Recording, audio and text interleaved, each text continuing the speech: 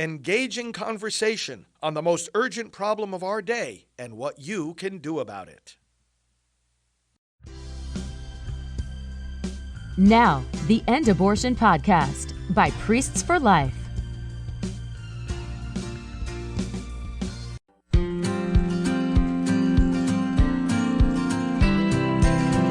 7:39, 21 minutes away from 8 o'clock as we wrap up Morning Light today on this marvelous Monday across the Salt and Light Catholic Radio Network with two special guests in the St. Gabriel studio. We have Father Frank Pavone. He's the National Director for Priests for Life, along with Janet Marana. And Janet, you've got a very long list of things that you have on your resume. You're the Executive Director for Priests for Life. That's right. Co-founder of Silent No More. Yes. So Melissa Hemphill comes once a month and talks to us here. Mm-hmm. Yeah, she's our regional coordinator here in Idaho, and we're very pleased to have her. And, anyone listening right now, if you haven't seen Melissa's story, just go to silentnomore.com and you'll click on Idaho, and her testimony is up there. And, as anyone listening right now, too, knows someone who's hurting from an abortion, just go to abortionforgiveness.com, put in your zip code, will get you to healing. And then maybe God's calling you to speak out like Melissa. Absolutely. You've also seen Janet on EWTN. She's a co-host of the Catholic View for Women, and you've seen her on Bookmark with Doug Keck. We have a couple of her books here, and just on and on and on. Yeah. Well, both my books, Recall Abortion and The Shockwaves, Abortion's Widest Circle of Victims, are available at the EWTN Religious Catalog. So we have to give a shout out to EWTN. Absolutely. And then you both do a show together, don't you, on EWTN? Defending Life. Defending Life. How often is that? Now, that show actually is a show that Mother Angelica asked Father Pavone to do. It's one of the few series that are still left on the network that were inspired by Mother directly. Father was in Birmingham, Alabama back in the 90s, and they brought her by to see Mother Angelica, brought him there. And after the show, she did the live show with Mother. The next morning, he came into her office, and she literally picked up the phone, called Chris Harrington, who at the time was producing things, and said, "We need a pro-life show, and I want Father to do it. Let's get going on that." And so Defending Life was born. I think the first aired, right, Father? First aired in January of 95. 95. Yes, so it'll be 25 years in a few Wow. months. But that airs every week, several episodes, several airings a week.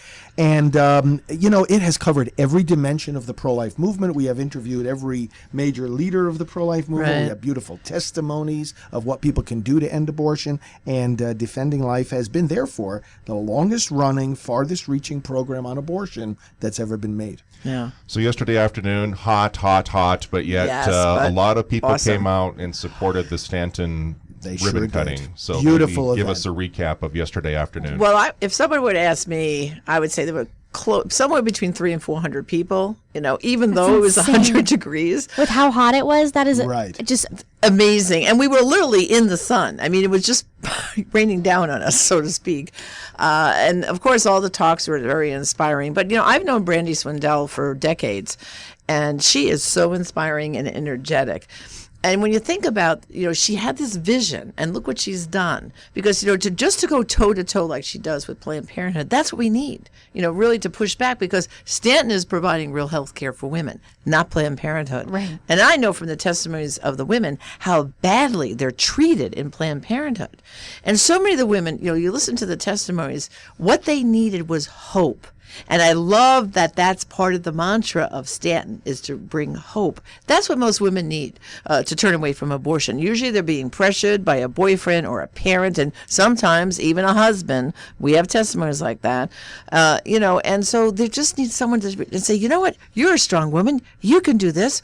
We're going to give you the hope you need and the resources you need. And that's what Brandi's doing and it's not just, too often people think of the pregnancy resource centers and they just think of, diapers and formula and all that. This is beyond all that. This is real health care for women and whatever they're going to need and beyond. And so I was delighted to be able to come. My first trip to Idaho and to come for this, for me, was That's a gonna be a great honor. It hard really one was. to top. Yeah. Well, and we had we went out for about 90 minutes with speeches and prayers. We had the Mayor Tammy of Meridian. We had Congressman Russ Fulcher, who is a wonderful voice in the U.S. House of Representatives. We had dinner with him afterwards, and we were just so grateful for his presence, his remarks. We had about 20 pastors showed up. That was, one of the most inspiring moments was at the conclusion of the rally, after all the speeches, and I was privileged to share a few thoughts. All the pastors joined me at the door of this facility, and in biblical tradition, we anointed it with oil being a sign of strength and of mission. And of course, it's the word Christ, the Messiah, means anointed.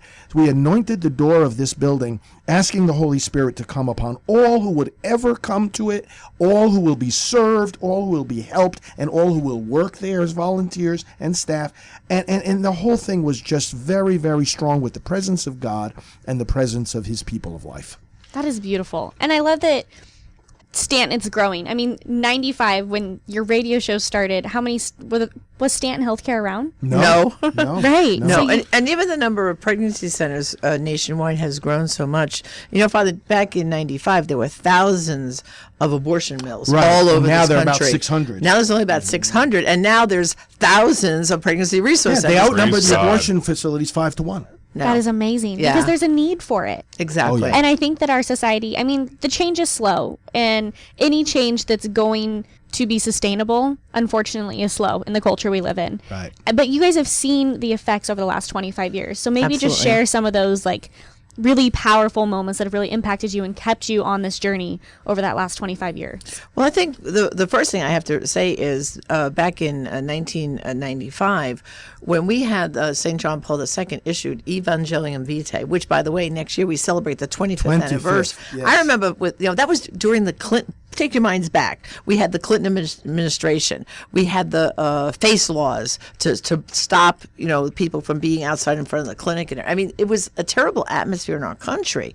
And when that encyclical was issued, I said to Father Frank, I said, oh my goodness, the Holy Father is blessing our work, giving us our marching orders. So I just remember that being a very pivotal moment, right, Father, when that encyclical was issued. And of course, at Priests for Life, we have a study guide for that. We're going to be reissuing it come next year for the anniversary. And brothers and sisters, if you have never read the Gospel of Life, Evangelium Vitae, it's available online. Just Google it.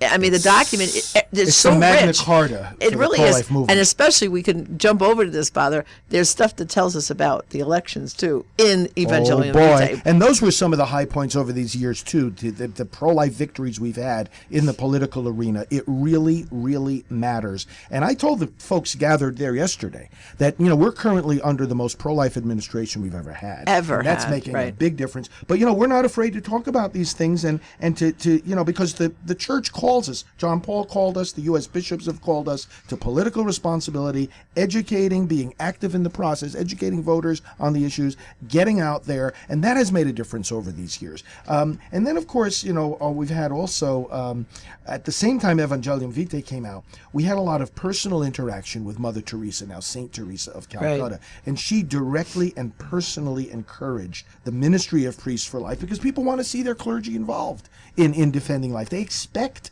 their clergy to be involved. And she just loved our work and blessed our work. And we used to call her on the telephone. I'd pick up the phone and she would answer it and say, Mother, ask for advice about this, that, and the other thing. We have a beautiful letter hanging in our office from Mother, framed. And, of course, one of the miraculous medals that she always had in her habit in her pocket, and she gave one of those when I never got to personally meet Mother Teresa. Father did, but he got to go to Calcutta to do some lessons for her sisters, and she gave Father one of those medals. So we have it all in a beautiful frame, the letter in her handwriting, and she just said that every priest should be part of Priests for Life, and she blessed our work and said how important it was. That's beautiful. You guys travel a lot. You're here in the Treasure Valley over the weekend. How much do you travel? Not only the country, but it sounds like the world, Father Frank. I'm on the road like 75% of the time. Wow. Okay. Several trips a week, and Janet's not far behind, actually. No, and actually just recently in the past few months, I've had 3 international trips. In April, I was in Mexico City for abortion recovery leaders. It was called by Sea Salem, the which is the bishops of Latin America. Okay. And it was awesome. I spoke there about, of course, shockwaves and Silent No More was the theme why they brought me in. And then in May, I was at the March for Life in Canada. They have a March for Life up there like we do here in the States. And we also, with Silent No More, we have a big presence up there. We have a regional coordinator. We've been up in Canada over 15 years with Silent No More.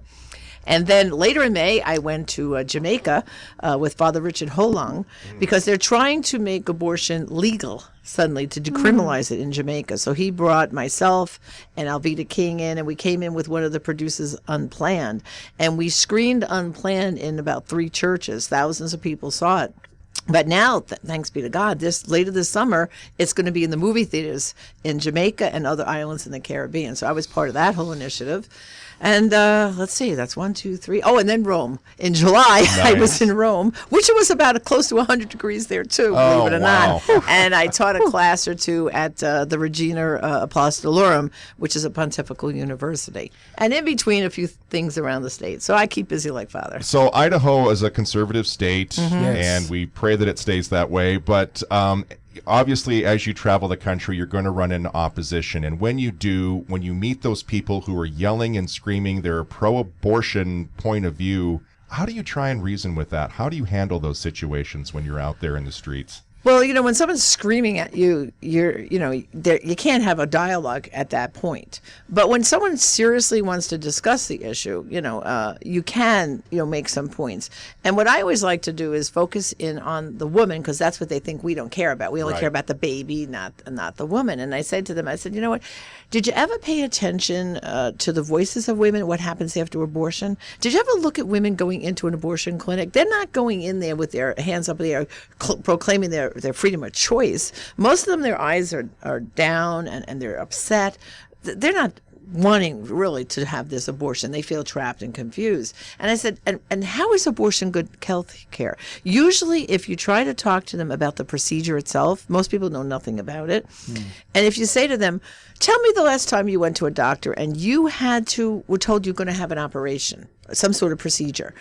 Didn't you have to go to the hospital a few days before and get some pre-admission testing? Didn't the doctor have your medical history to know, like, are you a diabetic? Are you taking any medications? When you go into an abortion clinic, and this is Planned Parenthood, brothers and sisters, and I guarantee you it happens right here in Idaho, they don't ask one medical question of you. Not one. I can tell you by the testimonies of the women. And there are women who have died in these clinics. Why?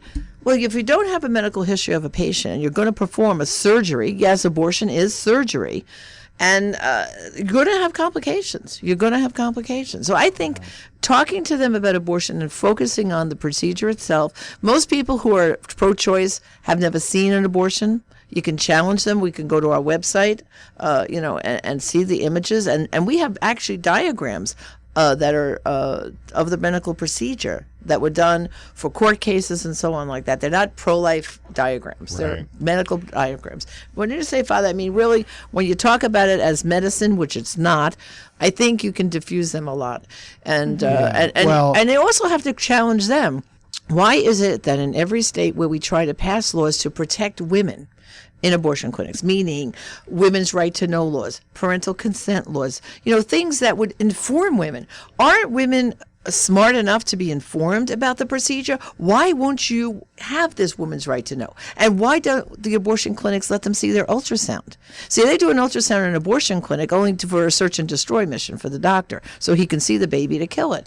But if a woman is a strong woman and she should have this knowledge, why do they turn that screen away that she cannot? And I have testimonies of women who asked to see it and were refused to see that ultrasound picture. Yeah. So sometimes because they you know have to how just graphic it is. Exactly. Well, they know if you see that baby, you're going to bond with that baby.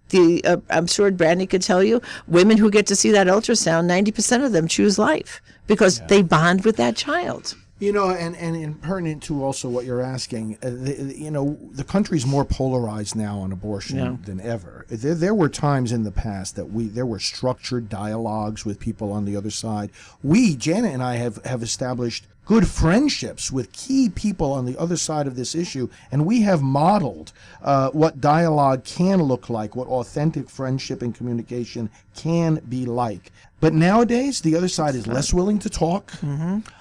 And their counter demonstrations, by the way, have petered out to almost nothing. Right. They don't want to engage in debates. I mean, it's like there's a wall of separation more than I've ever seen. But at the same time, more people on the grassroots who have considered themselves pro-choice over the years are in fact coming over to our side more than ever. So we see a very interesting dynamic here going on right now. And of course, as you know, in January, when, of course, in New York, where we're originally from, Cuomo and his cohort there passed that extreme law. I think when they lit that tower, Freedom Tower, up in pink and celebrated it, that was over the top. It exploded over social media, and our phones were ringing off the hook at our office, people saying, "How did this happen? How did this happen?" And I said, brothers and sisters, wake up. Abortion has been legal through all 9 months of pregnancy since Roe v. Wade. Roe, yeah. That's what Roe and Doe did to us. Yeah. The thing that people don't realize in New York State was, New York, it was legal before Roe, right? Okay, and when they made abortion legal, Dr. Nathanson and his people, it was only up to 24 weeks. That law stayed on the books all these years, and they've been wanting to increase it through all 9 months for many years. But fortunately, the Republicans were holding one of the state houses, and the Democrats had the other. Well, when we lost those votes in the state in November of 2018, then they jumped right on that and expanded it. And these radical pro-abortion laws through all 9 months of pregnancy, like have been passed in New York, Illinois, several other states, are not a sign of the strength of the other side. They're a sign of their weakness. They know the courts are slipping out of their control. Again, thanks to President Trump and the Republican Senate, the courts are slipping out of their control. And they're desperate. They say, we better grab as much as we can get right now before the courts are all against us. And it's not a sign of their strength at all. And they've always been radically in support of abortion throughout pregnancy. And when you said before, in Idaho we're kind of safe, we're a Republican state. Don't take anything for granted. No, At one time, New York State, we had a right to life party line even. Can you imagine that in New York State? Right to life party line. And we lost it because more and more people stopped voting on that line. And so, you've got to stay strong here in Idaho. We're counting on you. We really are. So everybody listening, if you're not registered to vote, get out and get registered. Register as many like-minded people. Because I've heard from the local people here, you've got a lot of people coming in here from California with their liberal ideas. And we're next door to Oregon and Washington. Exactly. We call it the left coast. The left Well, coast. that's what I call it. I have a Exactly. daughter who lives in California. I call it the left coast too. And so you can't take anything for granted. You've got to stay strong and keep registering more voters, and everyone has to come out and vote.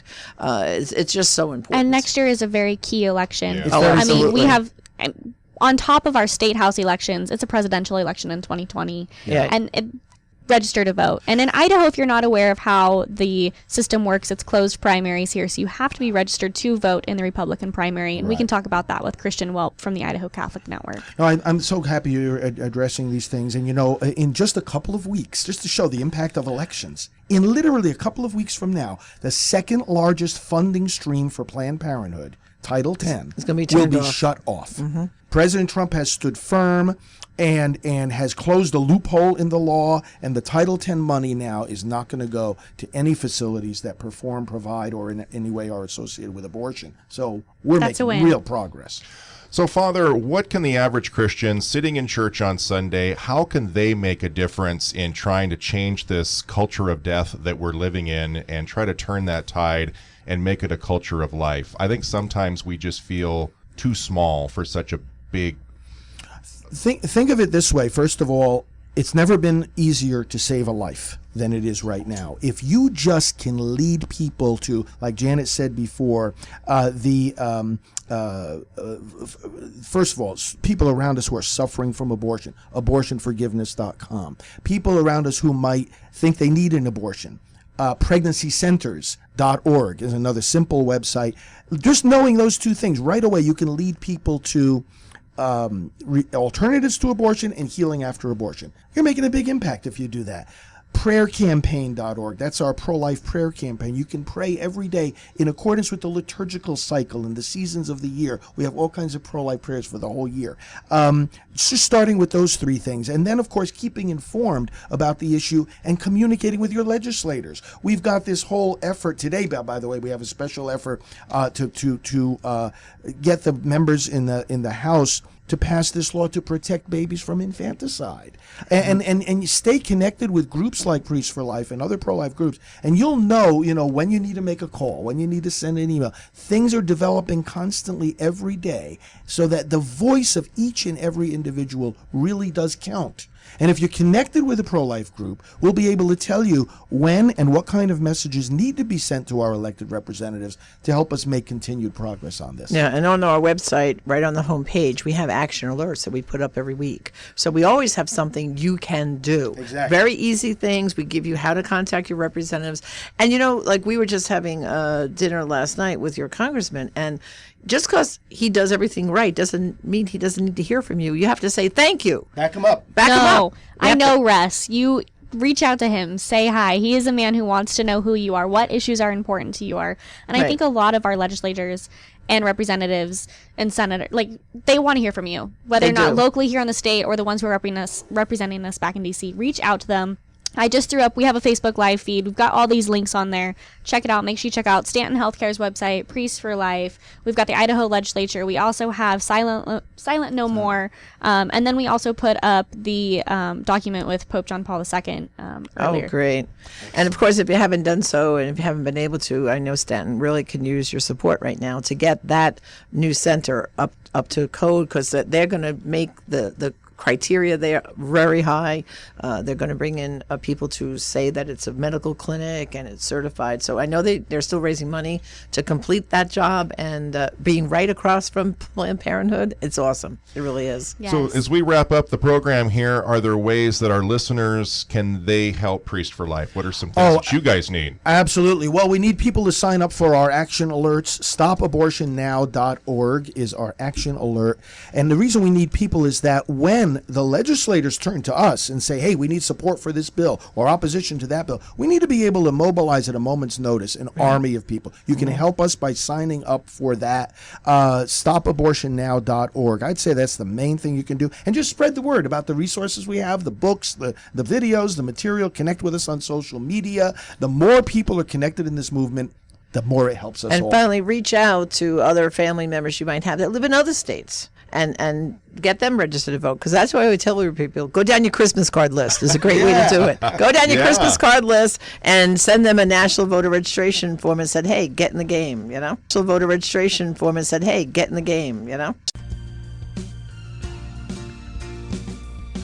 This has been the End Abortion Podcast. To learn more, to help end abortion, and to connect with us on social media, visit endabortion.net.